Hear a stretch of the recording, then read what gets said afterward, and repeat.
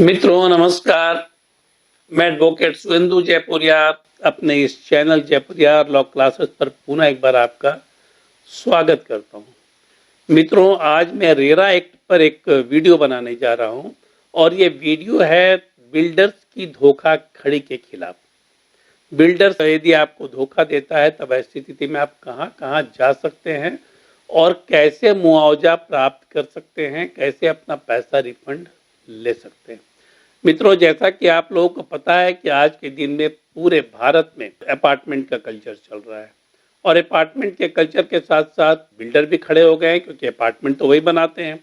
उसमें बहुत सारे अच्छे बिल्डर भी हैं और बहुत सारे खराब बिल्डर भी हैं। बहुत सारे जो खराब बिल्डर हैं वह चीट करते हैं, लोगों को धोखा देते हैं, पैसा ले लेते हैं, फ्लैट हैंड ओवर नहीं करते हैं या फिर समय पर फ्लैट हैंड ओवर नहीं करते हैं, या फिर फ्लैट हैंड ओवर किए तो जो एग्रीमेंट में है उसके अनुसार वह सारी चीज़ें उससे उन्हें नहीं मिलती है। इसी के लिए रेरा एक्ट 2016 में भारत सरकार ने बनाया।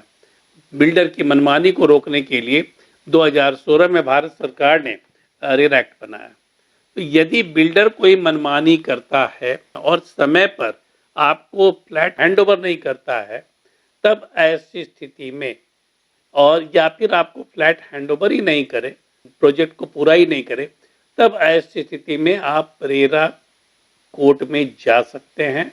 और रेरा कोर्ट में प्रोविजन है कि बिल्डर तो आपको पैसा लौटाएगा ही लौटाएगा।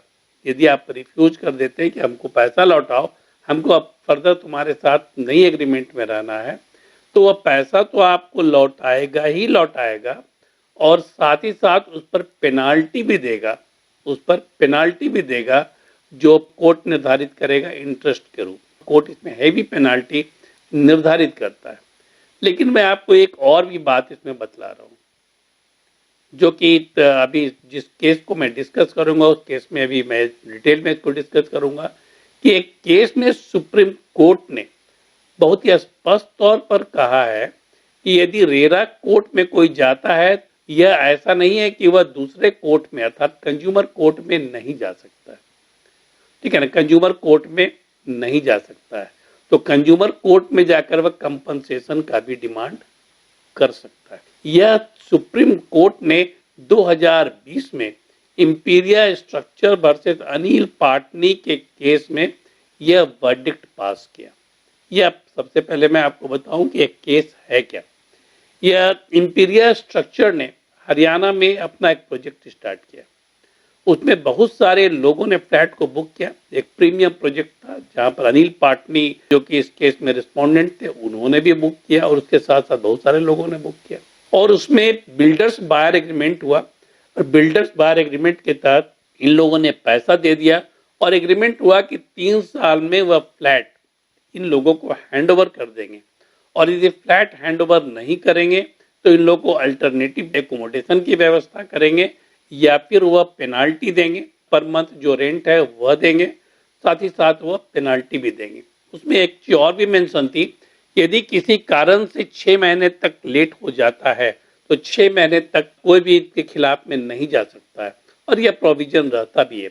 और अब आप देखेंगे कि बहुत विकट परिस्थितियों में जो फोर्स मेजोर कहलाता है, बाढ़ आ गया, भूकंप आ गया, ऐसी स्थिति में जो है वह कभी कभी डिले हो जाता है प्रोजेक्ट, तो ऐसी स्थिति में बिल्डर को लायबल नहीं माना जा सकता है। लेकिन सामान्य परिस्थिति में यदि बिल्डर जो है वह डिले करता है या फिर हैंड ओवर नहीं करता है प्रोजेक्ट को, या फिर प्रोजेक्ट शुरू ही नहीं करता है, तब ऐसी स्थिति में आप रेरा कोर्ट में जा सकते हैं और कंज्यूमर फोरम में भी जा सकते हैं। इसमें क्या हुआ कि अनिल पाटनी ने जो बुक किया था तो वह 3.5 साल के बदले 4.5 साल तक यह प्रोजेक्ट कंप्लीट ही नहीं हुआ और तुरंत प्रोजेक्ट कंप्लीट होने का कोई आसार भी नहीं था।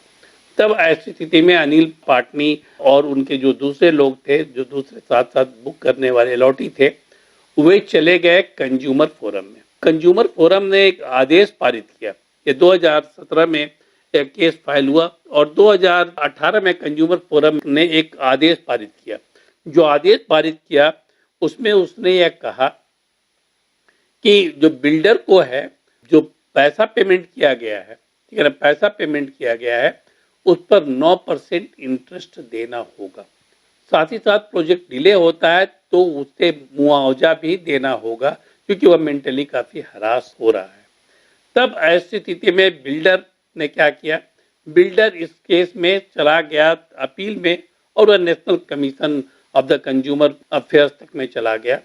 लेकिन नेशनल कमीशन है उसने भी जो कंज्यूमर फोरम का डिसीजन है उसको बरकरार रखा, और ये कहा कि जो कंज्यूमर फोरम ने जो डिसीजन दिया है वह बिल्कुल सही है। अब इसी के साथ साथ दूसरे कुछ लोग थे जो कि अलॉटी थे, वह भी एग्रीव थे, तो वह रेरा के ट्रिब्यूनल में चले गए। कंज्यूमर फोरम ने 9% इंटरेस्ट की बात कही थी, लेकिन रेरा फोरम ने 10.5% इंटरेस्ट की बात कही कि 10.5% इंटरेस्ट देना होगा, 10.5% इंटरेस्ट देना होगा और साथ ही साथ मुआवजा भी देना होगा। अब ऐसी स्थिति में बिल्डर क्या किया, बिल्डर सुप्रीम कोर्ट चला गया, और सुप्रीम कोर्ट में उसने कहा कि ये दो फोरम में जाकर इन लोगों ने अप्रोच किया है, जबकि रेरा एक्ट के 79 में यह कहा गया है कि यह दूसरे कोर्ट में यह एप्लीकेबल नहीं होगा। यदि कोई भी केस चल रहा है और कोई भी ऐसा केस है तो ऐसा सिविल कोर्ट में यह केस नहीं जा सकता है। लेकिन उनके वकील ने आर्गू किया कि ये कंज्यूमर फोरम में यह केस नहीं जा सकता है, और दूसरी बात यह है कि ये कंज्यूमर की श्रेणी में आते ही नहीं है, कंज्यूमर की श्रेणी में आते ही नहीं है। लेकिन सुप्रीम कोर्ट ने अपने निर्णय में बहुत स्पष्ट तौर पर कहा कि जो बिल्डर है जिसने आपसे फ्लैट बुक किया है और वह अपने पर्सनल यूज के लिए उस फ्लैट को बुक किया है, तब ऐसी स्थिति में वह कंज्यूमर की श्रेणी में आता है और वह कंज्यूमर फोरम जाने के लिए पूरी तरह से फिट है और पूरी तरह से वह सुटेबल है, वह वहां जा सकता है और वहां वह केस कर सकता है। ठीक है ना।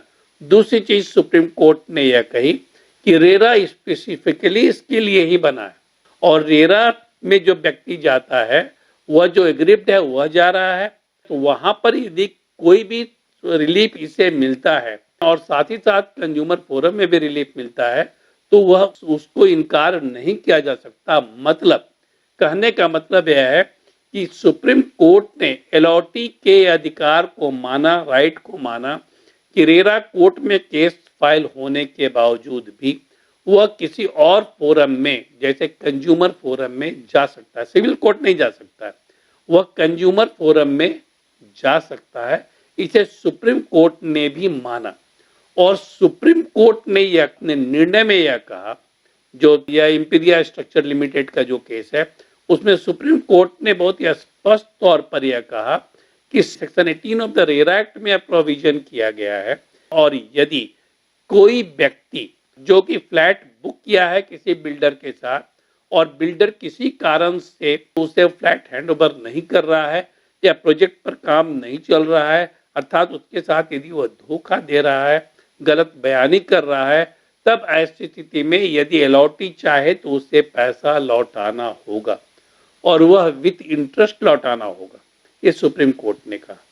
दूसरी चीज यह भी कही सुप्रीम कोर्ट ने कि यदि बिल्डर जो है यदि वो नहीं विड्रॉ करना चाहे उस प्रोजेक्ट से अलॉटी और वहीं पर रहना चाहे, तब ऐसी स्थिति में जितना दिन भी डिले होगा उतने दिन के डिले का उसे किराया देना पड़ेगा और साथ ही साथ कंपनसेशन भी देना पड़ेगा। इसके अलावा सुप्रीम कोर्ट ने यह कहा कि व्यक्ति चूंकि कंज्यूमर है, इसीलिए कंज्यूमर फोरम यदि कंपनसेशन की बात कहता है और कंपनसेशन देता है, तब ऐसी स्थिति में उसे वह जो है उसे इलीगल नहीं माना जा सकता, और यह नहीं कहा जा सकता कि दोनों फोरम में वह नहीं जा सकता है। इस प्रकार सुप्रीम कोर्ट ने बहुत ही स्पष्ट तौर पर अपने निर्णय में यह कहा है कि रेरा के ट्रिब्यूनल में आप जो केस फाइल करते हैं वह कर सकते हैं, आराम से करिए, वह तो उसके लिए ही है। लेकिन आप यदि कंज्यूमर फोरम जाना चाहते हैं कंपनसेशन के लिए तो वहां भी आप जा सकते हैं। मैंने खुद एक ऐसा केस लड़ा है जहां पर मैंने रेरा से भी दिलवाया है कंपनसेशन, रेरा रांची से मैंने पेनाल्टी भी दिलवाई है और कंपनसेशन भी दिलवाया है और लीगल कॉस्ट भी दिलवाया है, और साथ ही साथ नेशनल कंज्यूमर कमीशन में यह जो केस चल रहा है उसमें भी निश्चित रूप से मैं उम्मीद करता हूं कि इस जजमेंट के तहत उन्हें मुआवजा मिलेगा।